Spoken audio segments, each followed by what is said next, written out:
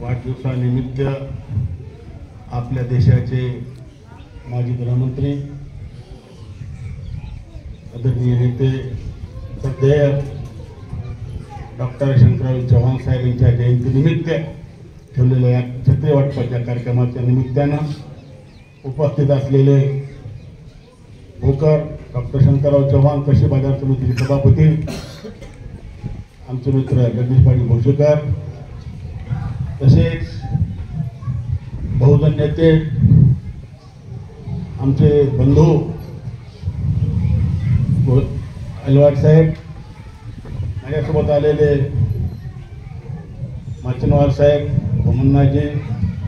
या कार्यक्रमाचे अध्यक्ष आमचे ज्येष्ठ सहकारी जयरामजी, आमचे काका जयरामजी पाटील साहेब, भोसले साहेब, जाधव साहेब, उपस्थित सर्व त्यांनी कार्यक्रम ठेवला, दंडे सर, अक्कलवार सर, उपस्थित सर्व बांधवांनो, सर्वप्रथम वाढदिवसानिमित्त नागोरावजी दंडेंनी हा जो कार्यक्रम ठेवला त्याबद्दल मी त्यांचे आभार मानतो आणि त्यांना परत एकदा वाढदिवसाच्या शुभेच्छा देतो. आणि हा छत्री वाटपाचा कार्यक्रम दंडेंनी सांगितले असेल, भोसलेकर साहेबांनी सांगितलं असेल की हा राजकीय कार्यक्रम नाही, पण आपल्या या गावाला तालुक्याच्या करता राजकारण करण्याकरता आमचे जगदीश पाटील असतील, अलवाट साहेब असतील,